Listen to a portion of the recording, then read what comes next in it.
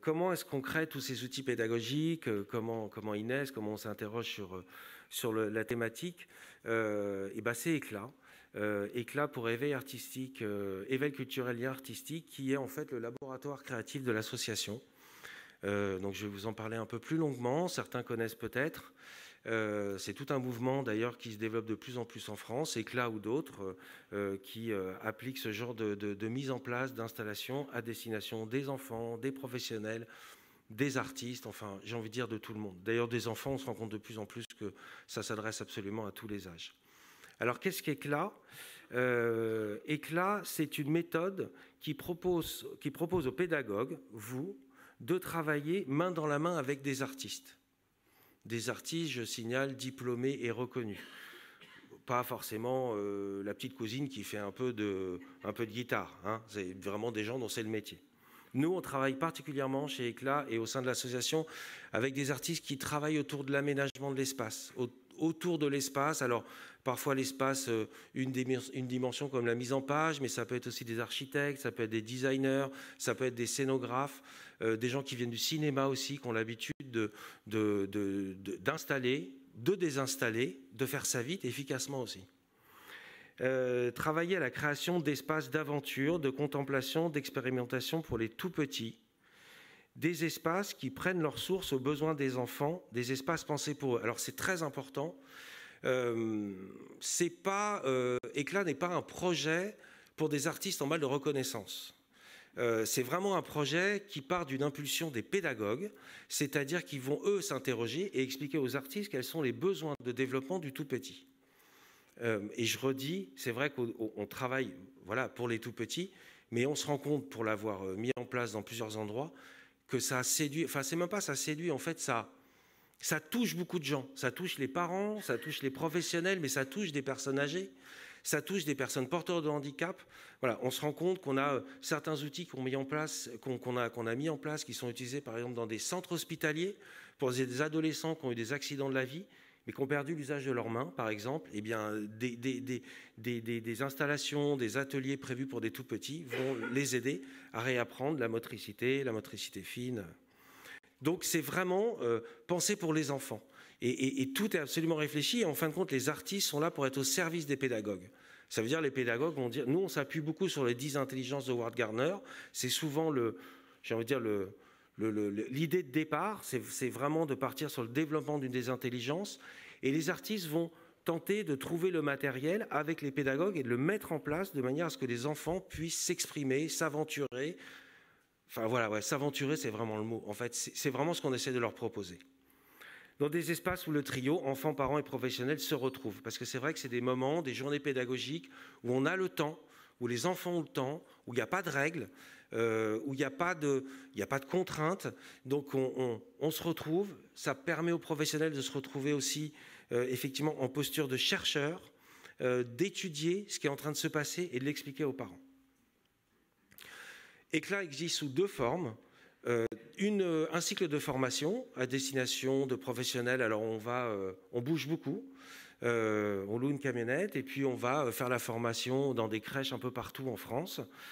C'est aussi des journées pédagogiques. On peut aller par exemple dans des villages. On va vous montrer une vidéo. Là, c'était à Moiran-en-Montagne, dans le Jura, où on nous a appelés. Ils font une fête de la petite enfance pendant toute une journée. D'ailleurs, une fête de l'enfance.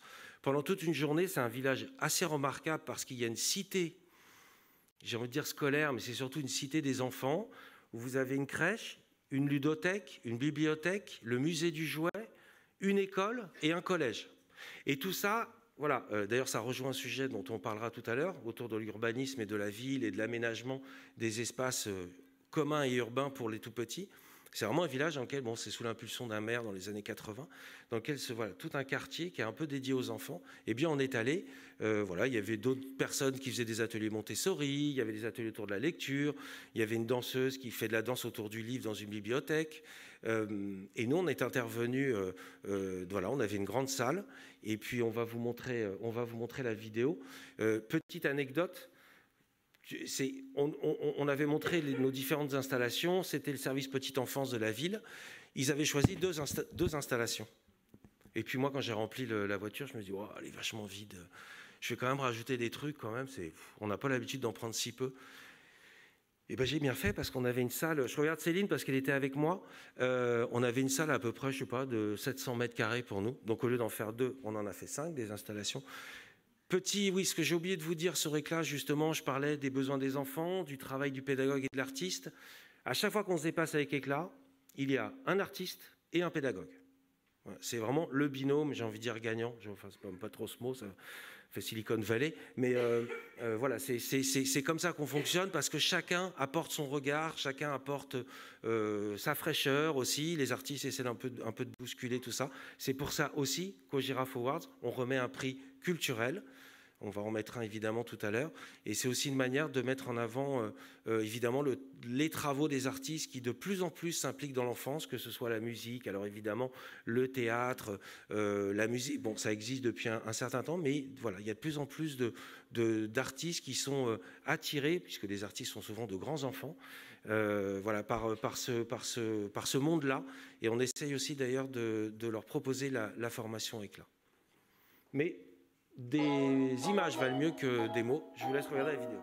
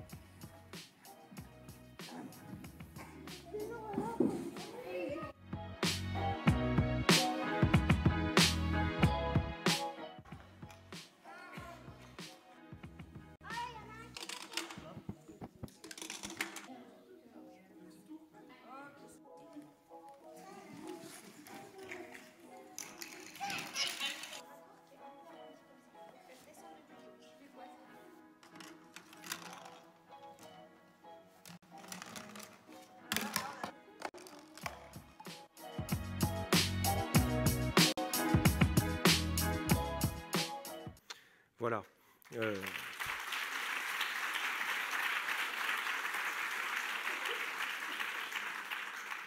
Ce que je vous propose maintenant, c'est de vous montrer quelques espaces en photo que je vais vous commenter.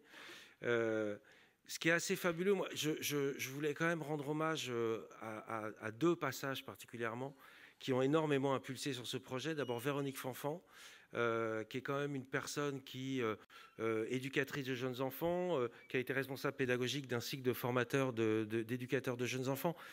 C'est quelqu'un qui est venu me voir un jour en me disant, parce que mon premier métier c'est le graphisme et la direction artistique, en me disant tu vas donner des cours de graphisme à des éducateurs de jeunes enfants. Je vous avoue que je me suis dit mais pourquoi pas, mais elle est un peu farfelue quand même. Et en fait elle avait complètement raison, c'est-à-dire que j'avais pas encore vu le lien entre la mise en page, l'aménagement d'une page qui est organisée pour lire un texte, dans lequel un créatif doit mettre en page un texte, un contenu, de manière esthétique, mais sans pour autant prendre le dessus. C'est-à-dire que voilà, ça doit rester lisible, ça doit rester clair, on doit comprendre les points d'entrée, les points de sortie. Comme en architecture d'ailleurs.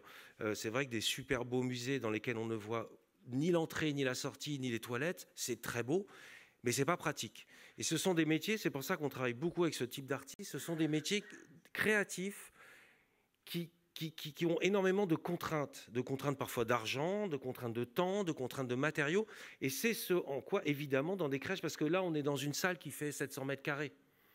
Il n'y a rien, donc c'est super simple. Mais quand on va dans une crèche petite, où il n'y a pas de jardin, ou alors il y a un minuscule jardin. Je me souviens, on avait fait la formation dans la crèche d'Arnaud. J'étais dans le bureau d'Arnaud, qui est directeur du micro-crèche, voilà, qui est un tout petit bureau, mais on s'est débrouillé. Il faut trouver, voilà. Donc il faut des gens qui soient aussi malins. Et puis l'autre chose, vous avez vu qu'on travaille avec des vrais matériaux. C'est du bois récupéré, c'est du carton. Allez, 80-90% du matériel qu'on utilise est récupéré. Des seules choses qu'on ne récupère pas, c'est le matériel, on va dire, de dessin, parce que bon, là, forcément, il faut l'acheter. Mais c'est vrai que c'est aussi une manière de montrer que tout ça est très accessible, très simplement. Donc je reviens, Véronique Fanfan, bravo, et c'est elle qui a impulsé vraiment et qui a écrit des textes sur Éclat. Et voilà, donc je lui évidemment lui tire mon chapeau, et je pense que tout le monde dans l'association se joint à moi. Et je pense beaucoup aussi une autre personne qui nous est très chère, qui n'est pas là, c'est Bernadette Moussy, parce que Bernadette, alors, elle pousse là-dedans. Elle m'a dit il n'y a pas longtemps, maintenant, je ne sais plus beau quel âge elle a, mais un certain âge, elle m'a dit, non, moi, je ne me retiens plus, hein, il n'y a plus de, non, là, on ne peut plus, on ne peut pas, on n'a pas le droit, non, on y va. Et elle dit beaucoup, effectivement, on le sait, et je pense qu'il y a un mouvement en France et que c'est en train vraiment de décoller, de se déployer sur le fait de sortir, sur le fait d'oser, sur le fait de se réémerveiller de ce que font les enfants. Et c'était un peu ça qu'on voulait vous montrer dans la vidéo. C'est en fait, nous adultes, on est pris du matin au soir dans un rythme effréné. Et quand je parle des tout-petits, on sait qu'on parle aussi de parents qui sont relativement jeunes, qui commencent souvent dans la vie active, qui sont surpressés par leur boulot. Je ne parle pas d'ailleurs pas ceux qui habitent en ville, parce qu'à la campagne, moi j'habite à la campagne, ils sont aussi en voiture, ils courent, etc. Ils n'ont pas le temps. C'est aussi pour ça qu'on a voulu, avec Gilles, lancer la semaine de la petite enfance. C'était pour créer vraiment un moment dans l'année où on puisse se retrouver. Et on propose donc cette thématique et des ateliers pour qu'on se retrouve autour de ça, puisque le tout petit apprend du jeu. Et voilà, Bernadette est quelqu'un qui nous pousse à se réémerveiller au quotidien et sur le détail. Et c'est ce que font les enfants. Ça veut dire que nous, on ne voit plus le détail, on n'a plus le temps. On est, oui, alors j'arrive, alors il faut que j'arrive à telle heure, il faut que je me gare. Là, on va rester 1h30, ensuite, il faut que je parte, on va déjeuner chez les parents. Non, les enfants ne sont pas là-dedans, évidemment, ils sont ici et maintenant. Ils nous poussent, en fait, ils nous obligent, les enfants. Et je pense que la semaine de la petite enfance, en ça, c'est très très bien pour les enfants, mais évidemment, ça répond aux deux autres piliers de l'association, qui est le soutien à la parentalité, parents sur lequel, nous, on se dit qu'il faut juste leur donner finalement de la confiance en eux et qu'ils aient confiance en leurs enfants. Et évidemment, la valorisation de vous, les professionnels. Mais c'est vrai que, voilà, laissons-leur, ou laissons-nous, si possible, du temps et de l'espace. Alors, je vais rentrer dans quelques installations. L'espace Electra est un espace qui est fait autour de la lumière. Alors, on en a plusieurs autour de la lumière. C'est des rétroprojecteurs achetés sur le Bon Coin, 50 €. Donc voilà, une fois qu'on les a achetés, ça dure des années. Hein, où vous allez taper dans une fac, ils en ont encore plein. Et avec des projections. Alors il y a des formes à manipuler.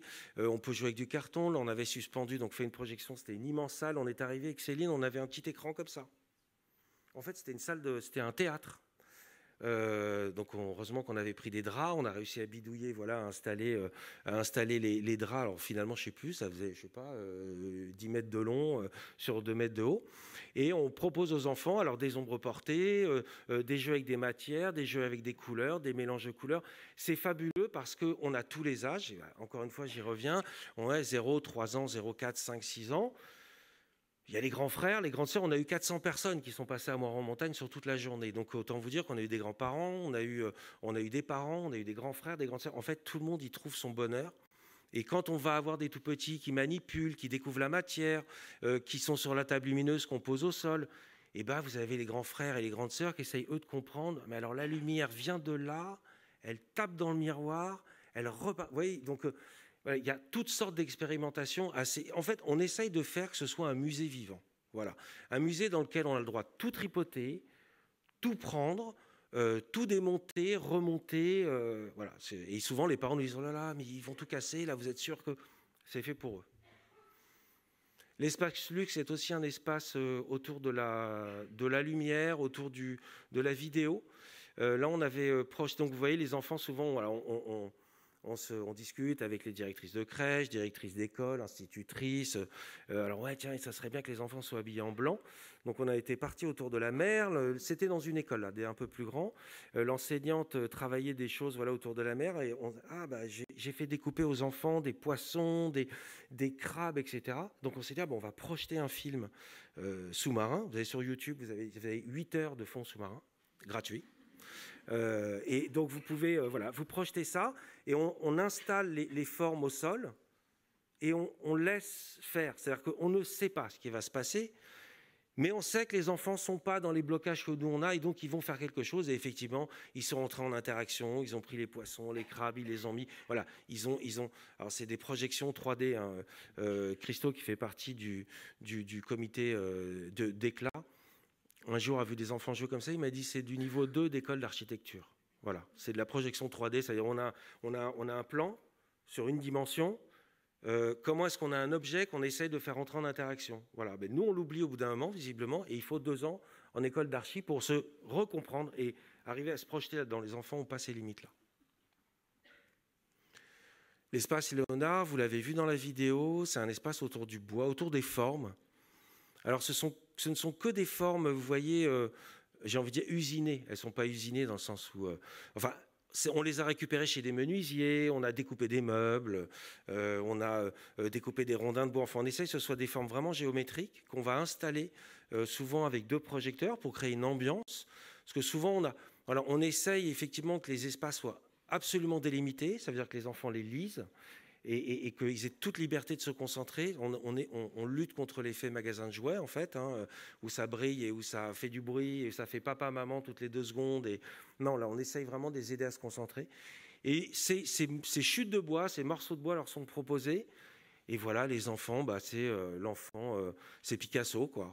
C'est Picasso, c'est Braque, c'est Miro, voilà, ils créent des œuvres, ils créent des formes, ils créent des mondes, ils rentrent en interaction avec des tout petits, des beaucoup plus grands, des personnes âgées et des bébés de quelques mois. Voilà, et c'est vraiment des moments c'est des moments très très riches. Faut que j'accélère. Ok, je vais vite. L'espace modulae, je vais aller très vite, Nina. Si tu peux montrer, c'est des cartons. Voilà. Anne Reynaud a fait une conférence ici il y a 2 ans, je crois. Elle a dit c'est le plus bel atelier qu'on puisse faire. Il n'y a pas plus simple.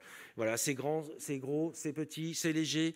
On se met dedans, dessus. Voilà, on tombe avec. Ça fait rien, ça fait pas mal. Bon, suivante. L'espace Calder, moi je crois que c'est mon préféré. En fait, juste 2 mots là-dessus. C'est des cintres.